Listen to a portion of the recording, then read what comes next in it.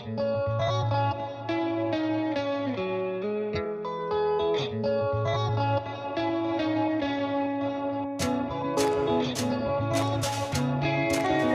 you all for being here as well. My name is Rachel Harrison. I'm an adult programming coordinator. Kathryn Kauffman.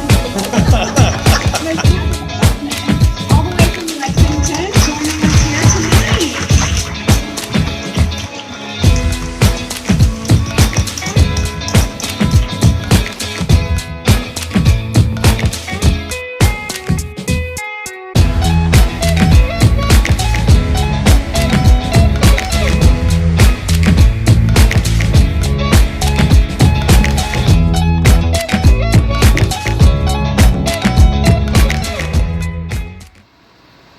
Hey everybody, welcome to Monday Night Live in Lexington, you guys.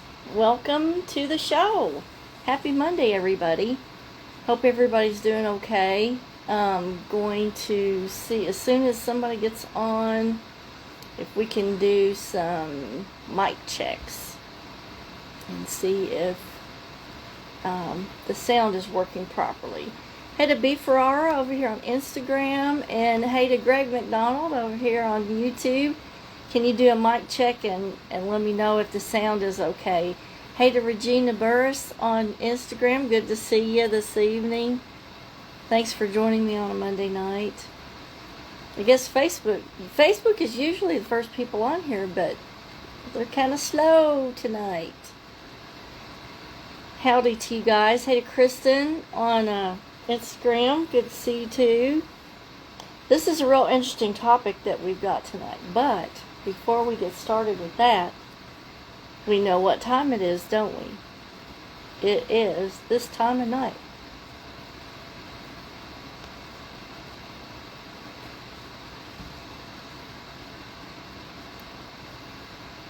It's what's for dinner, David. What's for dinner, indeed. Indeed. So tonight we're going to have another total experimentation night with what we had left in the fridge. Ooh, that sounds dangerous. I got a roll of sausage out, and I've added Baharat spices to it. We're going to fry that up like a kofta and have a little yogurt garlic dip with that. And there was some asparagus that I salvaged from in there, and zucchinis, and I'm going to saute that up and add a little peanut based fish sauce, fennel, ground fennel. Now this was from the Flavor Matrix. This is all supposed to go together. Mm-hmm. And we'll see how it turns out. We'll see. Have a good night and enjoy the show. I have to show everybody this. Oh no, I saw this on Amazon, and I made David get it. And it is the emergency goat screamer. It bleats, has little baby goats, and then it has a herd of goats. She's giving away all the secrets. I can't help it. I do that. Hey to Joe Bruce over on Facebook. Can you do a mic check, and Joe, to see if maybe it's because the lavalier is down in my top. Maybe that's why it's a little choppy. Oh, Danielle, you have a goat screamer too. That is so funny. I thought I was the only freak who ever found that.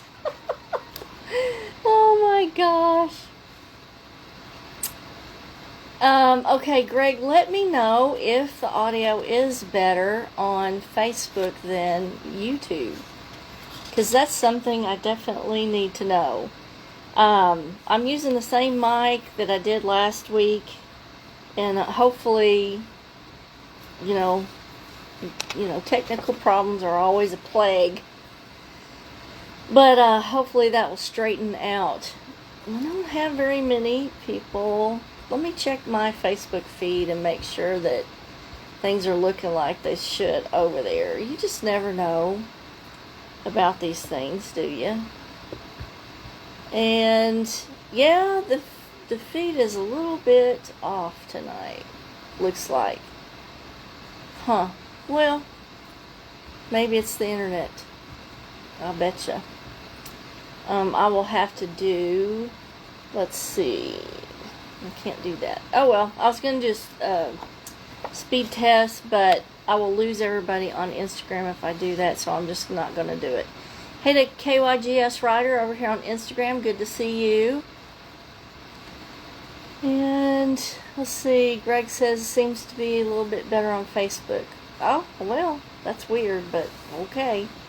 Maybe it has something to do with the streaming software or the internet. I will definitely have to check after the show and see what the frame rates and all that kind of stuff, all those technical things. So tonight, the topic of the show is empathic support. Where does it go wrong?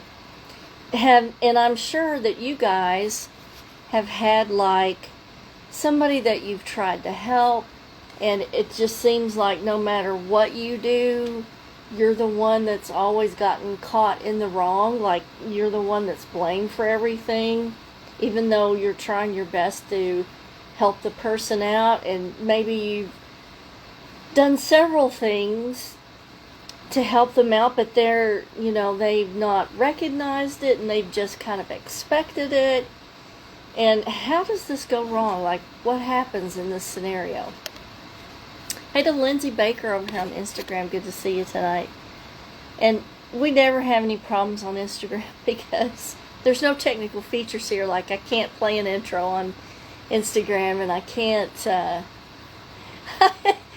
all you guys see is me talking, but at least we're not on, we're face on the last few shows instead of to the side. Hey to Sandra Pelfrey over on Facebook. So, empathic support. So, and let's just kind of gloss over why empaths are good at helping people. The empath is a natural problem solver, okay? Their thought process is different because when they're listening to what you're saying, they're already formulating solutions in the mind for possible options for you. Empaths are good at perceptual insight with regard to other people, not necessarily themselves. In other words, they can see all kinds of insight for other people, but they can't see insight in their own life. They use their clairsentience to formulate what would be best for the other person's situation. It's a mind process that kind of begins with evaluation of sensory input, and what they do is they automatically start formulating ideas and solutions. It's just a natural way that the empath pulls in information and analyzes this. It's sort of a learned process that the empath uses as a survival technique, okay? So early in life, they're using this as a survival technique. Hey to Tiana Tells over on YouTube, good to see you. And they're using this technique to acclimate to their surroundings. So in using it as a survival technique, when they're receiving input and when they are gathering data from the surrounding environment, they're already kind of calculating risks and options. And so that's why when you're talking to an empath, they may be already, especially if it's something about a problem in your life or concern, they're already formulating all of those answers in their mind. Hey to Yasmin and Sheila, good to see you tonight. So Greg says, I'm an empathic personality, but I seem to get myself into trouble helping others. Well, this is a show definitely for you, Greg. So now, here's some other stuff about empaths. The empath is an excellent fixer, teacher, assistant, and helper. So anybody who needs that type of help, the empathic person is the one for you. Often, if our associations take our advice, things usually turn out extremely well for them. So we give lots of good advice. We are very good teachers, and if people will just listen and follow what we tell them, they come out on top, they succeed. So we're really good at seeing what needs to be done and letting people know what steps they need to take to get where they need to be. Hi to Ina, and she says, okay, you're breaking up some tonight, but I can still understand you. I'm thinking it's probably the internet tonight, and I usually do a speed check before every show, but I got in a hurry and I didn't do one tonight, so I betcha it's internet connection. How do things go wrong for the empath? Because, if people take our advice, they do come out on top. Now here's going back to the empath. Due to issues with control or fear that somebody won't do it right, like we're telling them what to do, but sometimes the empath has fear that they won't do it right and then they won't succeed. The empath gets impatient and they step in and take over and make the changes for the person that they're trying to assist. In other words, they do everything for them. That's one of the things that starts going down the path of the wrong way. Okay, how things kind of turn out wrong. So let's take a look at how these things turn wrong. Empaths can tend to lead or tend to create and lead people into dependency in a state of usury, and it's not the empath that's using them. It creates a state of dependency to where the person is using the empath. Okay, this is where the person being helped allows the empath to take over maximum helper role, and they learn how to manipulate the empath into a one-sided relationship. And this is something that is really prevalent in empathic relationships.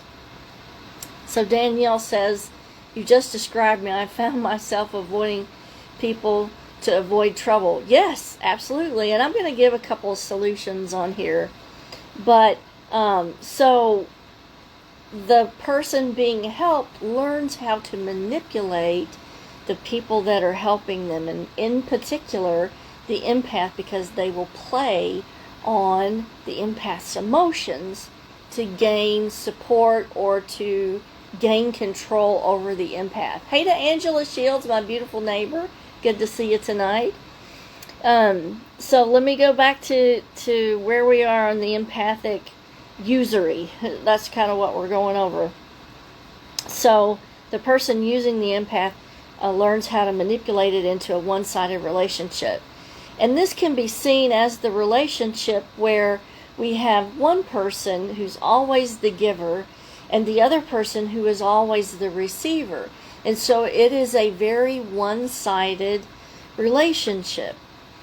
In order for a bad situation not to occur, the empath will always jump in and take over to prevent problems from happening or to prevent someone from getting upset and yelling or having a tantrum.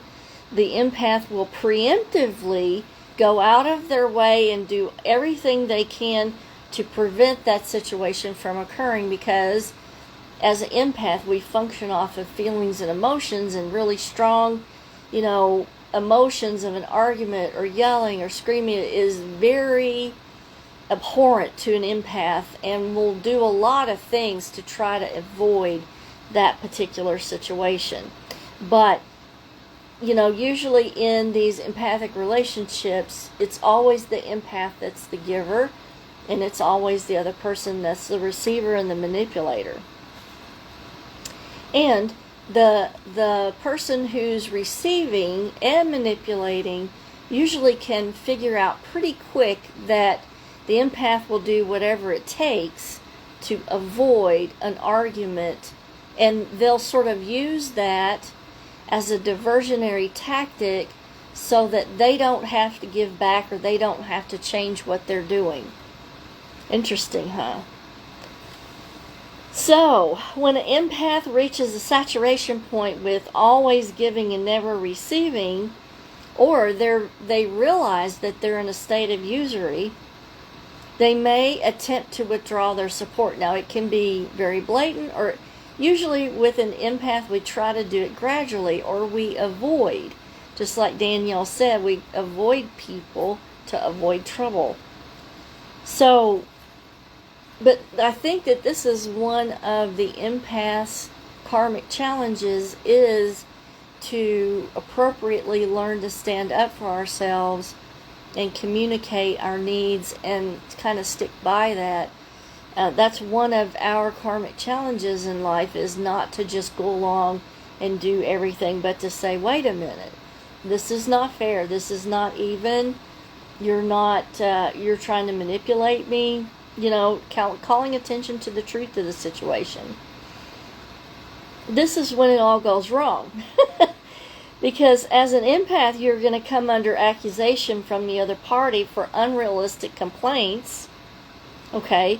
And this can be due to the person has never faced their own problems that occur in their life path. Okay? So Tiana says, that's my challenge now, learning how to stand up for myself. It takes so much practice, trial and error.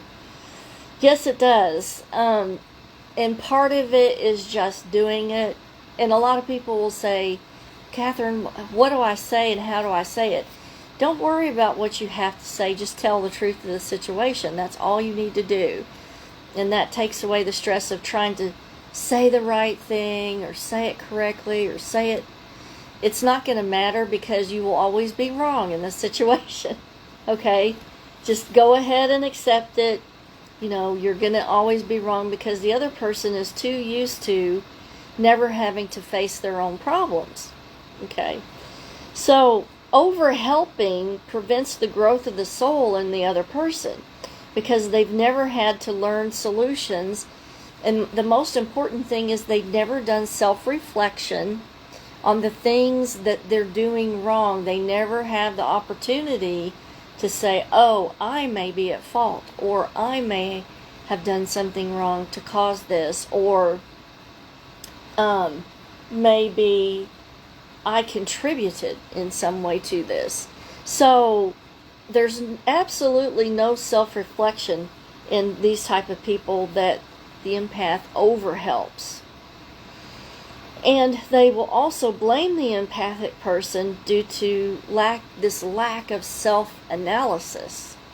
Because they don't have self-analysis, they automatically look to the empath as a source of blame. Okay? So years may be lost in this person's self-growth from not having to face and learn from their own mistakes.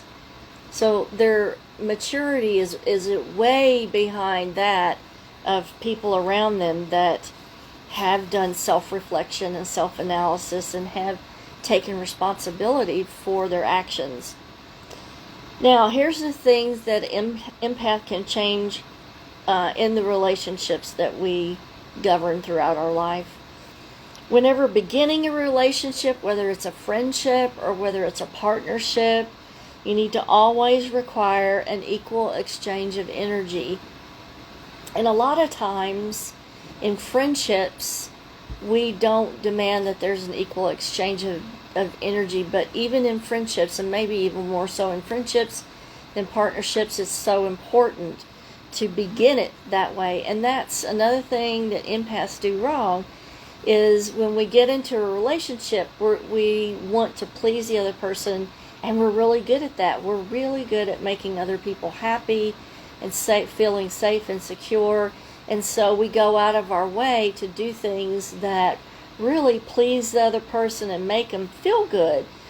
And in doing that, we may from the beginning establish a situation where the person realizes that they're the receiver and you're the giver. And again, we have this lopsided relationship. So empaths have a difficult time scaling back, pulling back, and requiring the other person to give in an equal way back and forth between each person in the relationship. So one thing you can do is in beginning the relationships, always require there's equal give and take, an equal exchange of energy. So that's in the beginning, because once you've established that you're the giver and they're the receiver, it's hard to go back once that precedent has been set.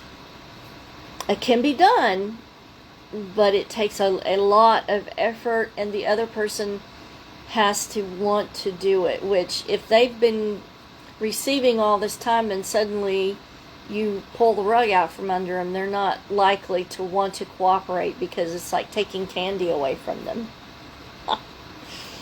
Okay, here's another thing we need to do. Don't rush, and always evaluate if you should help or not, or if it will be, taking away a life experience for that person. So you really have to analyze, should I help? If I do, am I taking away some learning lesson that this person needs to have? How do you tell? Okay, here's one way that you tell is, if this is a situation that is a repeated event, in other words, this is a repeating pattern in the person's life, don't help. Because what happens is, when the person gets help and someone bails them out, then they're free to do it again and again and again. That means that people are taking away that life lesson. They're not allowing the person to completely fail and go through the process of self-reflection and self-analysis and regrouping and changing the behavior. Okay? Also, here's another thing that we can do is do not allow transference of guilt to you for another person's lack of taking their own responsibility.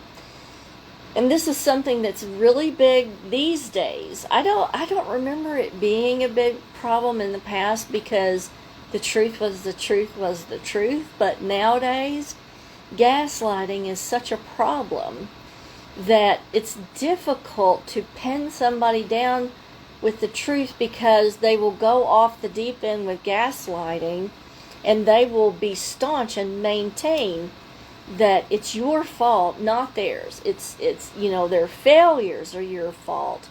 And their failures are your fault because maybe they feel like you're more privileged than they are, when that's not the truth of the situation. But they will be gaslighting to try to force the blame on anyone but themselves, because they can't take responsibility for their own actions, because they lack self-awareness, and they lack this self-analysis and self-reflection.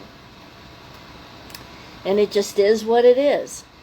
Don't engage in these manipulations. And manipulations means they're either saying or doing something to cause you to react in a certain way. Maybe they say something out of hurt. Can you give examples of gaslighting? Yes, I'll give you a perfect example of gaslighting. And I'm not going to do any names, but this situation happened to me where I helped someone out. I bought them certain things to advance their business. I did other things to help them out. And out of jealousy, they didn't want a certain person involved with the situation. Well, this person needs to be left out, right? Okay, they're not in my opinion, they're not in the situation. The situation is between me and the person I'm trying to help. But because I didn't forcefully get rid of that other person, the person I'm trying to help says to me, well, I'm not going to be involved with you anymore because you're letting that person in. Well, to me, that's a hurtful statement. I'm not going to have anything to do with you anymore because you are blah, blah, blah. That kind of statement to me is a statement that is meant to hurt somebody's feelings. Now, in the manipulator's point of view, which is the other person, what they wanted from me as an empath and a feeler is to come in and say, oh, I'm so sorry. I will definitely get rid of them. Please don't be upset. Okay, that's the empath reaction. That you can't do because you have to stand up for what's right. And I told them plain, what you said was meant to hurt my feelings. This is just an emotional attack. I'm not having anything to do with that, and I'm not doing what you asked me to do. Well, they took that as an affront. And then they started, okay, Tiana, gaslighting, saying, oh, that's not what I meant. You're the one that took it wrong. Okay? I didn't mean it like that. You're the one going off the deep end. See, this is gaslighting. Gaslighting it, they're attracting attention away from the subject and putting it on something else. And also gaslighting can be seen as, let's say somebody said something and it was really awful. And like later on, you bring it up and you say, well, you said blah, blah, blah. And then gaslighting, another example would be if they are gaslighting, they would say, well, I never said that. You must have been imagining it. It's you that said that. That's gaslighting, and it's done to confuse, to manipulate, and to detract attention from what really happened. It's a lack of ownership. They're not responsible. They're not taking ownership for what they say and do.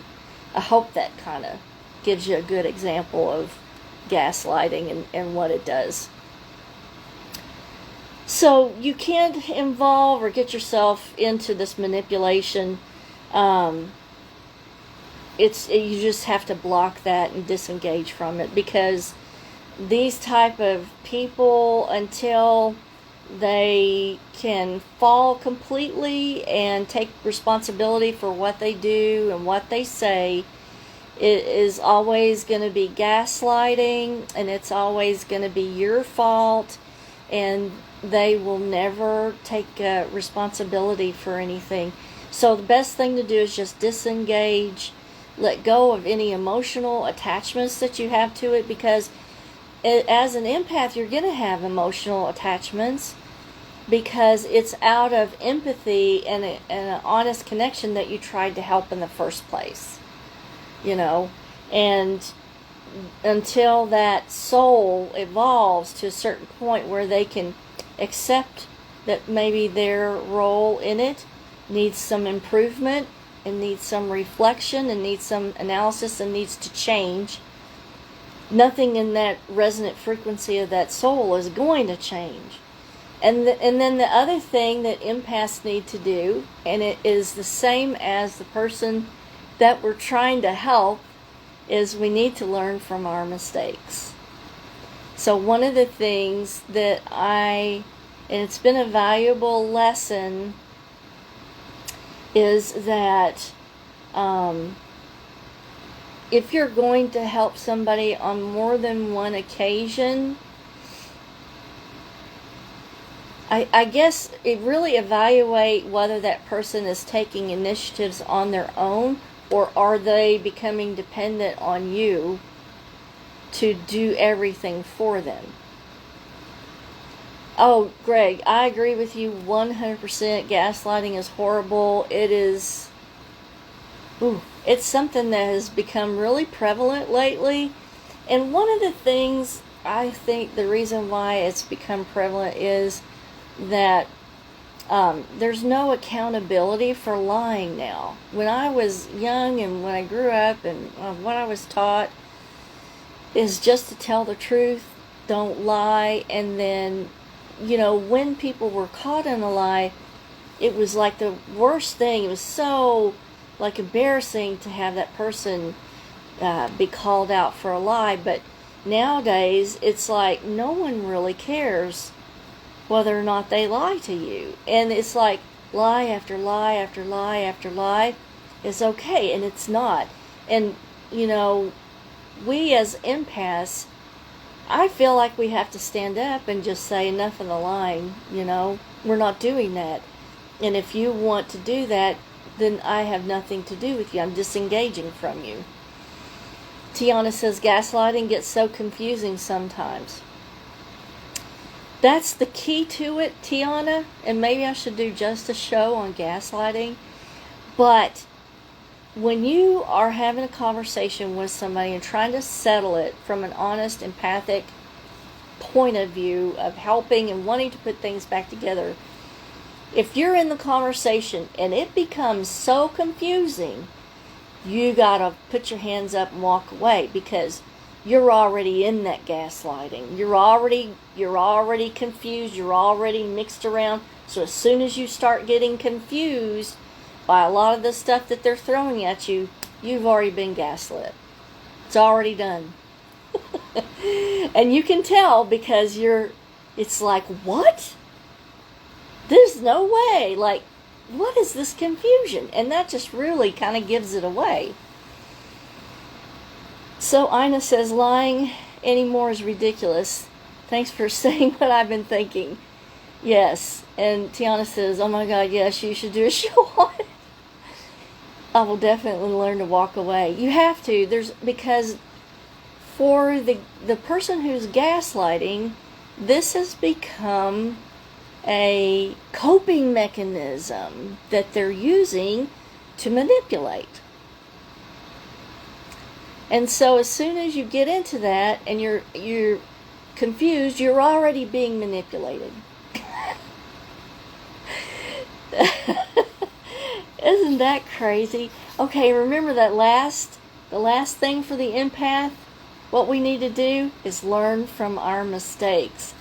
And it's hard. It's going to be hard to tell. Like, I don't know a way to tell a gaslight person and manipulator right off the bat. And I hate that for you. And I wish I had a better response. But you're never going to tell how a person is going to react, and if they're going to be a manipulator and a gaslighter, or if they're not. Because, the person always has the option to do better and to try better and to be better. There's always that option there. Some people will rise to the occasion and other people's will fail. But one of the things that you can do that kind of gives the person away is listen to how they're talking about their relationship. Watch their posts. If their posts are always negative, and if their posts are always blaming someone else for their problems, well, this person said this and this person said that, and things are always so negative around them, then that gives you an indicator that they're going to do that with you. So that's sort of a red flag of a person to definitely stay away from, especially if they talk about their relationships negative, or they're always having difficulty in communication in their relationships. And especially if they're always blaming somebody else for the problem, and if they never take responsibility, that's a huge red flag to stay away from that person. Because empaths